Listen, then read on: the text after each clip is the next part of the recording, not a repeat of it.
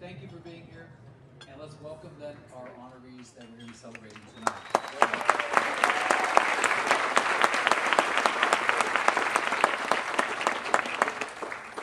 I'm just the warm-up act for the student speaker tonight.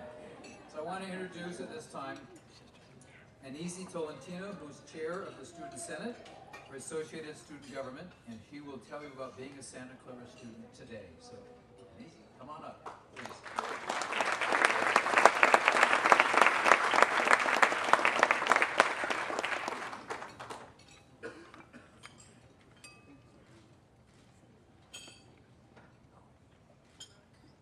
Good evening.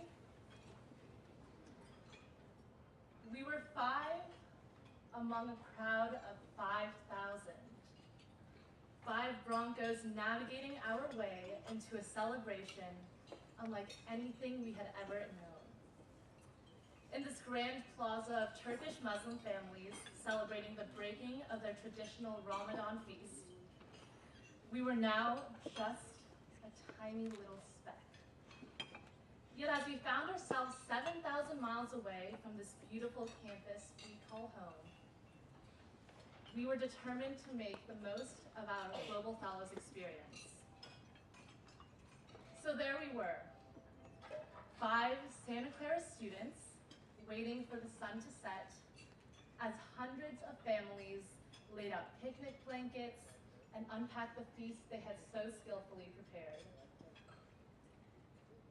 And then as orange hues colored the skies and Muslim prayers bellowed from the mosque speakers, this crowd of 5,000 fell completely silent. For the next minute, the only sound that filled this grand plaza was the sound of chewing as these families celebrated the breaking of their Ramadan fast.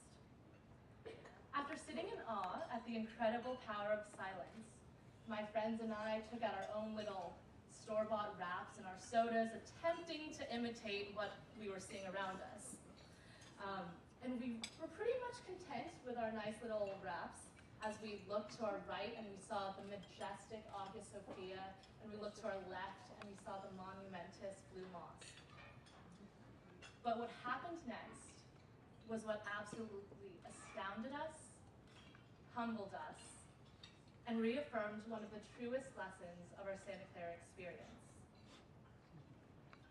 3 separate families approached our picnic circle, noticing our attempt to celebrate something so special to their tradition.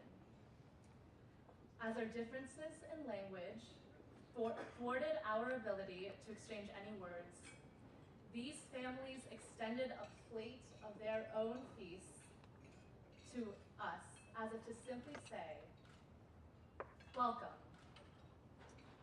So without a single word exchanged, the knowing smiles and the desires of these families to care for us, to embrace us into their community, reminded us of the value of human connection, the value of being one with the other, the value of compassion.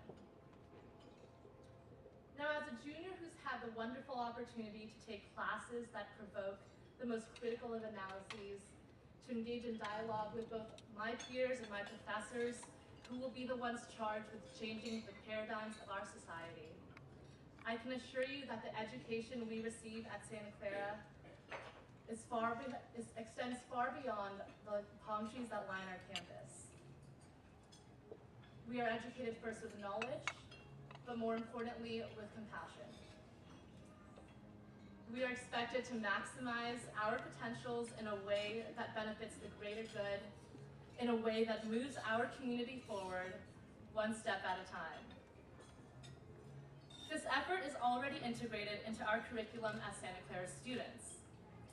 To bridge our in-class education with the local community, all students are required to take a course accompanied by an ELSJ, or what we call an experiential learning for social justice component.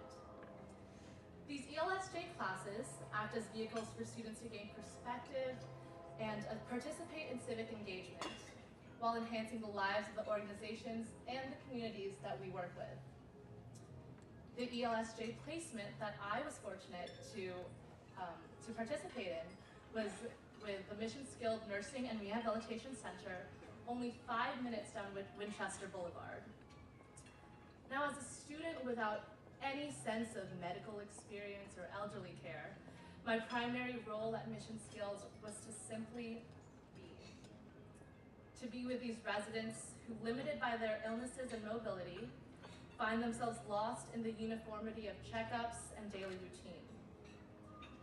Now, while these residents are definitely well taken care of and all their needs are accommodated, I learned that the one thing that they really needed was for someone to be there, to listen to their stories about World War II, to say, hey, congrats when you won bingo, and to engage and understand the life stories that they so enthusiastically wanted to share. Now, one afternoon, as I was talking with a resident and wheeling her down a hallway, we approached another resident sitting off to the side. This resident looked up at me and with searching eyes and a hoarse, pleading voice, asked me, help. Help me, I can't breathe, please help me. I frantically ran to the nurses, not knowing the level of gravity of this situation, and as I ran back to the resident, she continued to, broken only by shallow breaths, still ask for help. As I was almost screaming for assistance at this point, the resident reached her hand out to me, and despite the one firm rule of the facility to not touch any of the residents, I took her hand, and at that point she began to cry. She gripped me tightly when the nurse finally came over to take her vitals, and noting the look of concern and uncertainty that had evidently overcome me, the nurse whispered in my ear that the resident was not in fact in any grave danger, but rather she was experiencing an anxiety attack that had typically overwhelmed her at least once or even twice a day. So all this pain, all this anguish, all this incredible distress that this woman had experienced in the last 5 minutes, which I honestly believe were 5 minutes closer to a grim possibility, happened to this woman multiple times every single day. And as I continued to hold this woman's hand, she repeated over and over, help me. The next few minutes were alternated between moments of silence and moments of looking her in the eye and really telling her, it'll be all right. Because in that moment, there was no other thing we could do for her except be. Be present, be reassuring, be compassionate. This is the same culture of compassion that allows me to work with our Santa Clara Community Action Program, to cheer on new students as an orientation leader, or to serve as the Senate Chair of our Associated Student Government. These are my personal experiences of maximizing Santa Clara. Yet the most brilliant thing about this school is that every single student here affects their own change in their own different ways. So although tonight I'm blessed with the opportunity to put faces to the community that so generously supports my own ambitions, I'm speaking on behalf of our entire student body who benefits from your generosity and commitment to the Santa Clara mission of compassion. Thank you for being the gentle hands and warm smiles who, without any words spoken, extend your gifts to us. And much like the families we encountered in Turkey, say welcome. Thank you for providing us the opportunity for so many students to be welcomed into this community. And although your contributions may support the education of a single student, your gift impacts the lives of hundreds more. Because Santa Clara is only the starting point. It is the starting point of the ripple effect. In recalling my high school's motto that all may have life and have it to the full, I can't help but think that this is also the mission of our Santa Clara students. We have been supported, encouraged, and taught to value the possibilities of what we can do.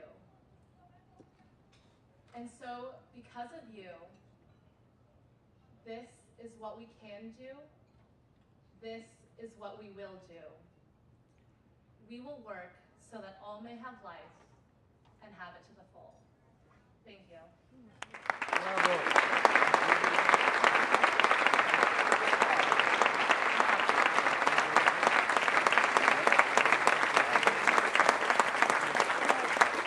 Anaisy, thank you for your thoughtful, encouraging, and touching remarks. Now, ladies and gentlemen, please join me in another Bronco round of applause as we welcome Kathy Kale, Assistant Vice President of Alumni Relations.